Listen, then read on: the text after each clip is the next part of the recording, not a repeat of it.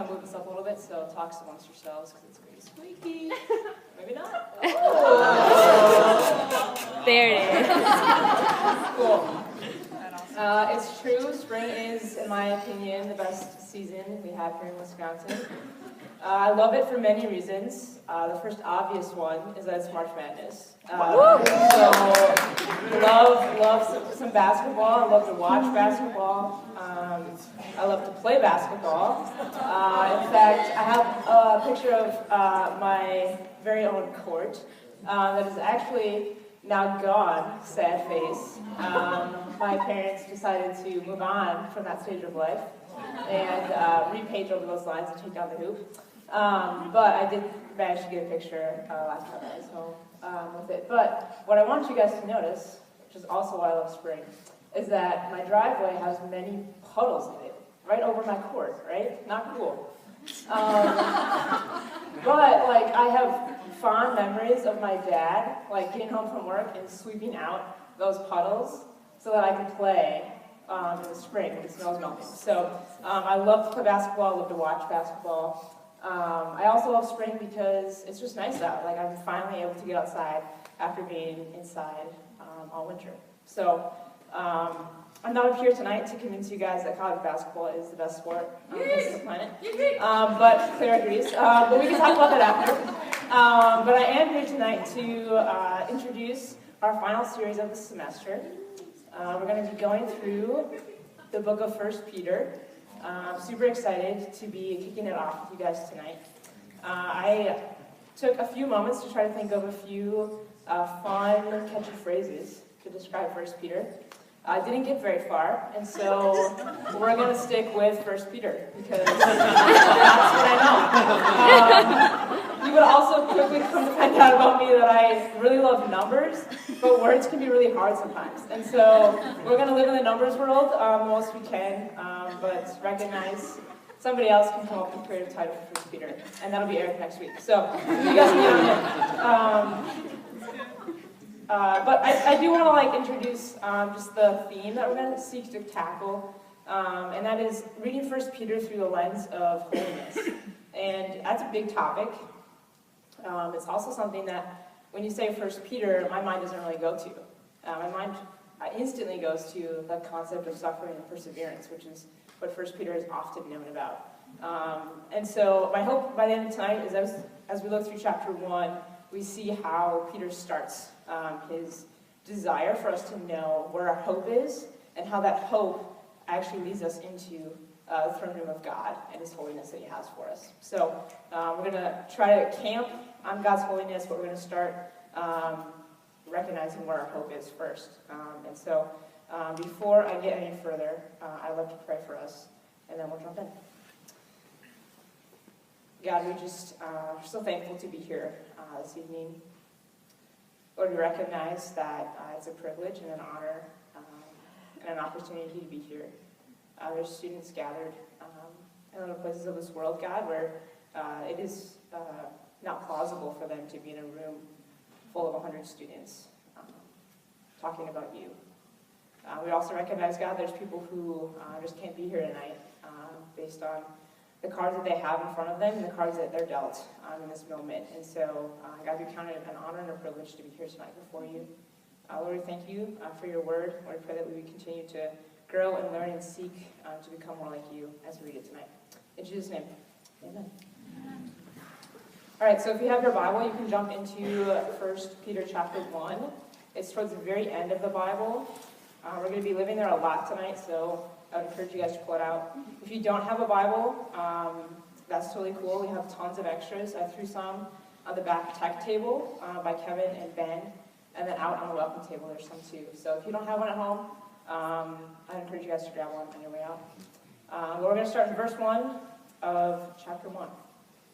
And I'm going to butcher all of these names, so get ready. Peter, an apostle of Jesus Christ, to those who are the elect exiles of the dispersion in Pontus, Galatia, Cappadocia, Asia, and Bithynia, according to the foreknowledge of God the Father and the sanctification of the Spirit, for obedience to Jesus Christ and for sprinkling with His blood. May grace and peace be multiplied to you. Blessed be the God and the Father of our Lord Jesus Christ, according to his great mercy, has caused us to be born again to a living hope through the resurrection of Jesus Christ from the dead, to an inheritance that is imperishable, undefiled, and unfading, kept in heaven for you, who by God's power are being guarded through faith for a salvation ready to be revealed in the last time. Okay, so what do we learn, right?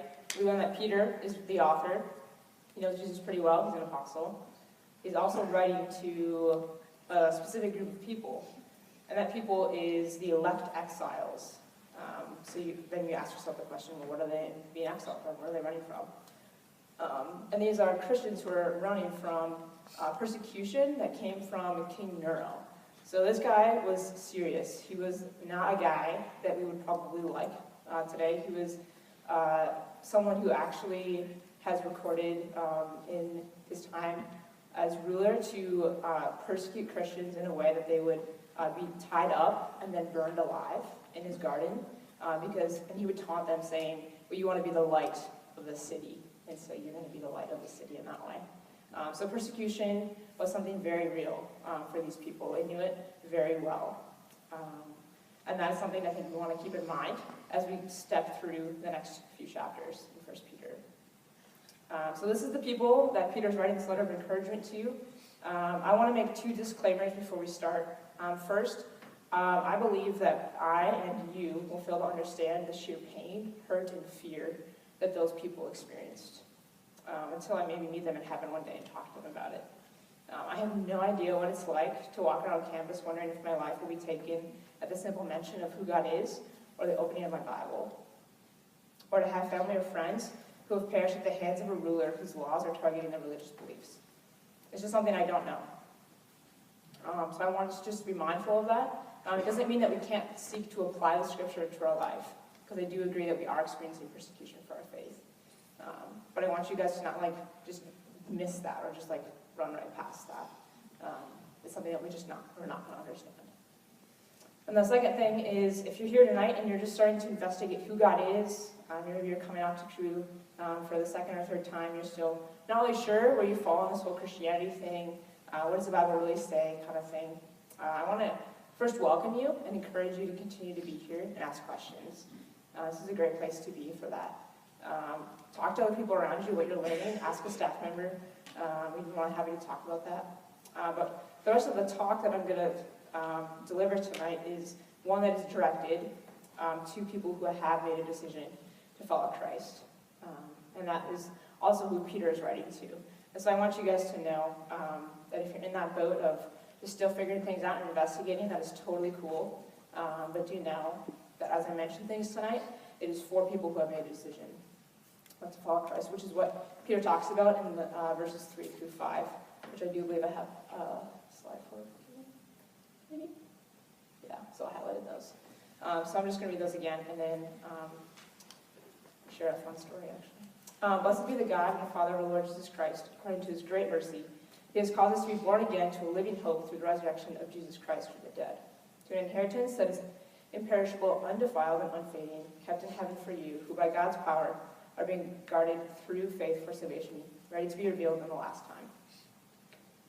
So that means that as a child of God, I have an inheritance, right? One that is way better than any family heirloom I could think of, or any nice sizable check that I could get as an inheritance. It is something that is not going to ever go away, which is cool. When you start talking about inheritance, my mind instantly goes to a family that I know kind of well, but a family that I grew up around, and that is the Kohler family. So if you don't know, I'm from Kohler, Wisconsin, which is near Sheboygan. And it started as a company, it was really small, in the late 1800s, and by a man named John Michael Kohler. And the village popped up around this company that started making bathroom fixtures. And little to anyone's knowledge, you fast forward all the way through to 2007, and his great-grandson, Herb Kohler, now has a net worth of $1.3 billion, which is a nice chunk of change, right? But this little town in this state of Wisconsin that not a lot of people know about, this guy is making a lot of money. and he has a little village named after himself. And they've also expanded beyond bathroom fixtures into a lot of other resorts, powerful engines, generators, you name it. They probably haven't tried it or investigated it. Their newest toilet now has a price tag of $8,000. Yeah.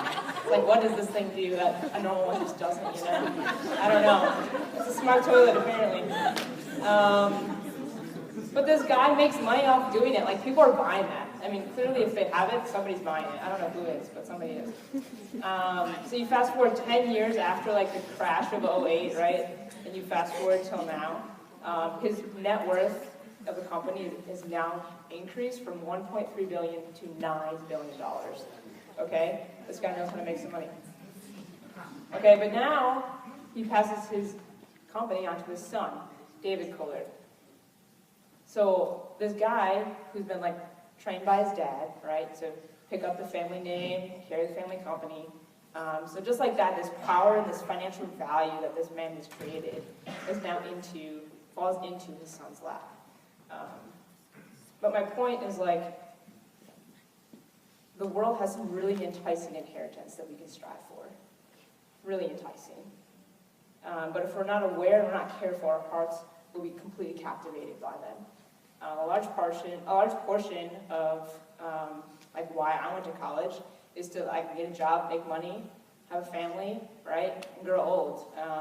But like I think 1 Peter really draws my attention to, like, is there something more that I'm missing as a Christ follower? Could there be something more that there is to life than just doing those things? So he talks about in that passage that this inheritance that we are getting is imperishable, undefiled, and unfading. Let those words sink in for a moment. Imperishable, undefiled, and unfading. Even the best parts of this life are going to perish. It's true. You look around, that $1 million vacation home, that dream piece of property along that one section of river where the fish always happen to be.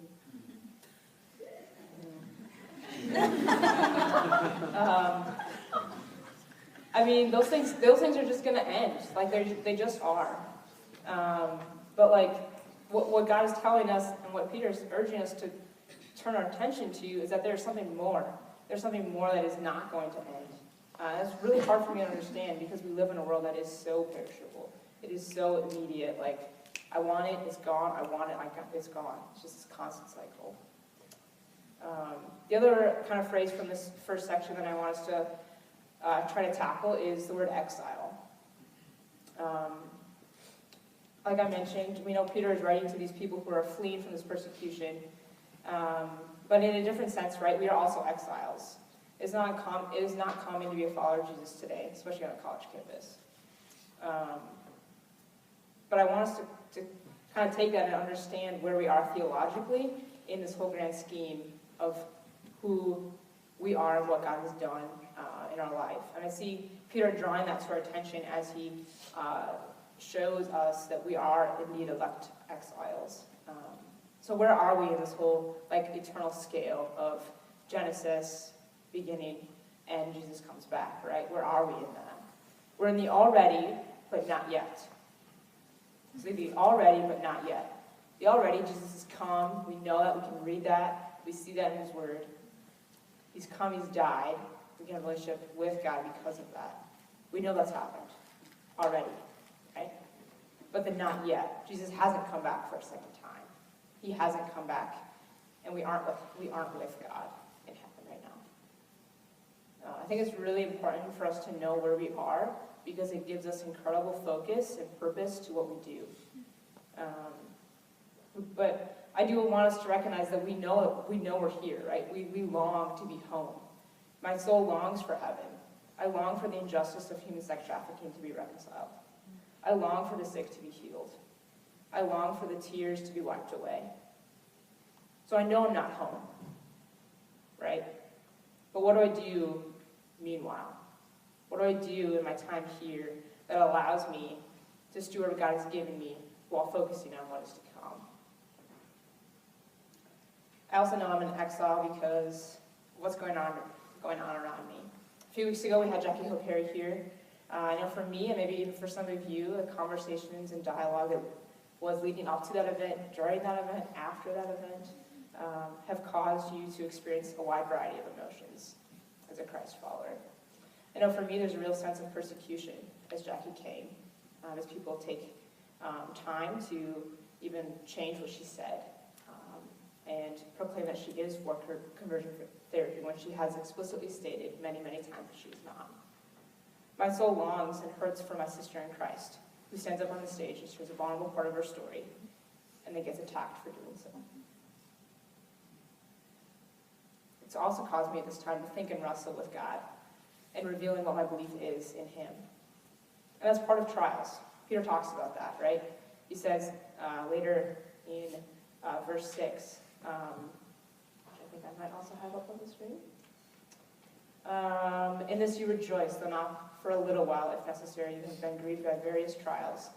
So the tested genuineness of your faith, more precious than gold that perishes through it, is tested by fire, may be found to result in praise and glory and honor at the revelation of Jesus Christ. But you have not seen Him, you love Him. But you do not now see Him, you believe in Him, and rejoice with joy that is inexpressible and filled with glory, obtaining the outcome of your faith and salvation of your souls. So this idea of what we believe in, plus ourselves, plus trial in life, equals what? I think Peter's telling us that it equals a refining of what we believe. There's evidence in my own life that I, at times, believe a false gospel. What do I mean by that? Things that I've added or changed about what God says in His Word that somehow I've changed and now choose to believe in and live that out. And when I experience a trial, it shows me that instantly. And I can think of a time when this was true not just in my spiritual life, but also in my academic life. Like I mentioned earlier, numbers are my thing. Words are not, which means English was by far my least favorite subject in class. So my attitude in high school was, oh my gosh, I cannot believe they're making me take 4 years of this. Everybody else only has to take like 2-3 years of math, 2-3 years of science. Like, why is English like mandatory for 4 years? And I was like, come on, you're killing me.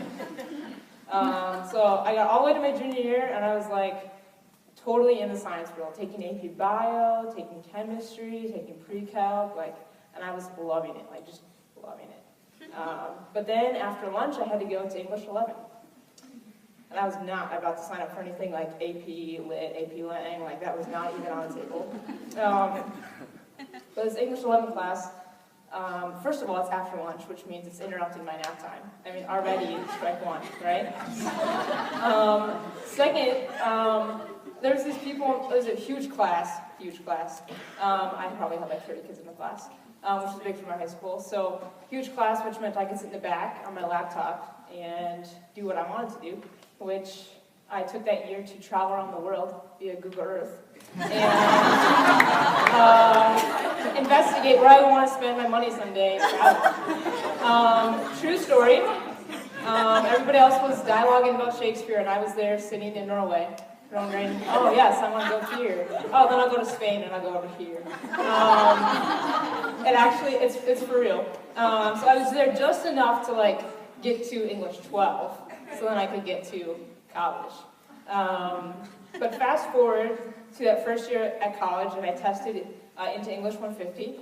Praise the Lord. Which meant 3 credits and 4 papers standing between me and the end of my English career, which was great. I was thrilled about that.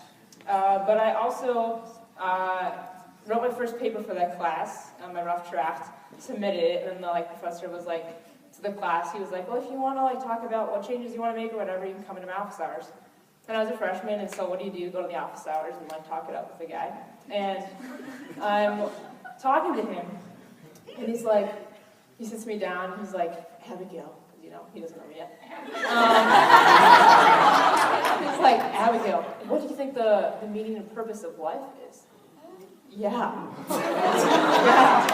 And I was like, freshman Abby, I was expecting just to get some good ideas and then leave. And I'm like, oh my gosh, this guy actually wants to know, what makes me tick, like what motivates me. And in that moment, my heart was like instantly changed about this class, because this guy not only believed in me and wanted to hear my ideas, which English class to me was just reading somebody else's ideas and sharing your feelings about it, so I was like, no, I don't want to do that. But this guy also connected something in me that I have not forgotten, and that is the way that I choose to communicate my thoughts actually does reveal like who I worship. That's good. And so an opportunity for me to now share what is my meaning and purpose of life with a man who to my knowledge doesn't know who Jesus is or doesn't walk with him. And so it was in that moment that my heart changed about English class. But I had to go through the painful high school years of English to get there. Like, I really didn't like it. But this guy started to change my mind about that. I still didn't take any more English classes, but, you know, whatever. And so I think when we, transfer back to our spiritual life, right? Like, when we experience a trial, it reveals this false gospel inside of us. It takes away the opportunity to, be able to see who we are and who God is, because that is so clear when you're in the midst of trials, because nothing else is normal. Everything that you knew is gone, but God doesn't change. So for me in my life, this looks like hitting my limits in the midst of trials. I hate living in my limits. I hate to think that I have limits. I want to just keep going and going and going. I want to be Iron Man, I want to be able to think through what my limit is and then just tackle that. But in the midst of trials, I'm so quick to fall to my knees. My pride is destroyed because my pride tells me that I don't need God to get to God. I don't need God to do what he's called me to do. But the gospel says something different. It says God is here for your good, and your dependency upon him, this surrendered life, is one that's not only worth it, but actually promises freedom and joy.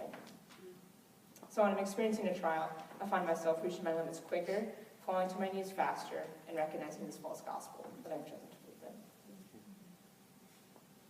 So I think that's, in essence, this part of 1 Peter. So we're going to jump to the last part. So, right, we've figured out where our hope is, and now we're going to transition into the holiness section. So, 1 Peter chapter 1, verses 13 through 21. Therefore, preparing your minds for action and being sober-minded, set your hope fully on the grace that will be brought to you at the revelation of Jesus Christ. As obedient children, do not be conformed to the passions of your former ignorance, but as he who called you is holy, you also be holy in all your conduct. Since it is written, you shall be holy, for I am holy. And if you call on him as Father who judges impartially according to each one's deeds, conduct yourselves with fear throughout the time of your exile, knowing that you were ransomed from the futile ways inherited from your forefathers, not with perishable things, such as silver or gold, but with the precious blood of Christ, like that of a lamb without blemish or spot. He was foreknown before the foundation of the world, but was made manifest in the last times for the sake of you, who through him are believers in God, who raised him from the dead and give him glory, so that your faith and hope are in God. Okay, so first thing we want to camp on, that is a good thing to know if you're reading the Bible, is the first word, therefore. Right, so what is Peter referring to? Right, he's referring to all the things that we just read. So in light of what we just read, in light of where our hope is, in light of our inheritance, this is what he's talking about. So when you're studying the Bible and you read that, it's a good time to take a pause and understand what the author is referring to. So he's encouraging us, after we know where our hope is, to live this life that kind of lives like it, right? To have this idea that God is holy, right? It's an attribute of God, holiness, perfect, set apart, independent upon the world and the universe and the laws that govern it. And we are striving to be like that as his children. These things don't come natural. They don't come natural to me at all. What does come natural to me is to not be preparing my mind for action, to not be sober-minded, to not set my hope fully on the grace that was brought to me at the time of revelation. I'd much rather sit and feed my fleshly desires. It's comfortable and it feels good. I'd much rather eat In-N-Out or Chick-fil-A every day, all day. I mean, I went twice once in Salt Lake City, and I was like, man, we got to get me an In-N-Out in Stevens Point. That'd be real good. But that's not honoring to the Lord, right? He's given me a body to steward that allows me to do this kingdom work, and so I'm not going to eat In-N-Out every day. I would much rather leave conflict unresolved and not step into the messy, complex world of conflict resolution with my friends and my family members. I'd much rather watch every March Madness game than sharing my faith on campus. I would want to tap out when my family relationships get strained and get hard. I'd much rather find my hope in something that I can see and control. Temporarily, it is very, very tempting for me to do that. I'd much rather take that career job in a dream place with a great marriage and 2 kids and a dog and that paid vacation. Why? Because I can see, and control the happiness and the joy that is in that situation. But God hasn't called me to be perfect American dream, and He hasn't called you either. He's called me to be in His Word, invest in relationships and my time into Christ-centered community. To be filled with the Spirit, not so drunk on my pride that I can't recognize my sin in my life. And to hope fully in what He's done for me and what is to come. And He says that's enough. And it is. But it's not easy. Right? And Peter knows that. I think that's why he even starts this chapter where he does. It's not culturally or societally easy or praised to do these things. I do want to pause here. I think Ryan brought this to my attention, and it's super helpful because I can stand up here and give you guys the charge to live for eternity, right? To have this new eternal perspective that's going to change the way you live. And I want you guys to really think about that. But there's also a balance to be had here. If you live your life as if it's your last day, you're going to be burnt out. For many of us, our time on earth is not going to be some sort of sprint. It's more of a marathon. And so there's a balance to having this idea of eternal perspective and being able to be steadfast and endure this life here on this earth. I think that balance and that counterweight is found in wisdom. Right? So how do we live eternally with eternal mindset that doesn't cause us to be burnt out after a year, after 5 years? And I think one aspect of this is seeking wisdom through holiness, right? So we're going to jump into verse 14 again. There you go, Kevin. As obedient children, do not be conformed to the passions of your former ignorance, but as He who called you is holy, you also be holy in all your conduct, since it is written, you shall be holy, for I am holy. So then my next thought is, okay, then what is this holiness thing, right? Holiness is an attribute of God, like I said. He's perfect. We recognize that we're not, but we also recognize that we're made in His image and have been given the command to pursue holiness. And He's given us the Spirit to do so. So we're honoring what Jesus has done for us, what He did on the cross, this example of living a life that is perfect. We're honoring what He's done for us as we choose to pursue holiness. It also causes us to be a testimony to those people around us, to be pure, morally blameless, and set apart. And that is really critical. Peter's also quoting a passage of scripture from Leviticus in this part. So we know this concept of holiness is not new. It's actually, in the book of Leviticus, also written to a group of people who were exiled, which is really cool to see, I think, the connection between the Old Testament and the New Testament, right? Strengthens our belief in God and His Word. But in Leviticus, it's written to these people who have been exiled and are now setting up tents and places of worship. And Jesus hasn't come yet, and so God is giving them these set of instructions to be holy and laying those things out. Like I said, we know where we are, this theological place, right? Jesus has come. And so we know that this law that God is talking about in Leviticus isn't something that we live under today, but Jesus came to be the better sacrifice for that. And so because of that, we live in this concept of grace. And being able to be in this relationship with God in a different way, with the Spirit inside of us. So this concept of holiness isn't new. It's one that's very thick in the Old Testament.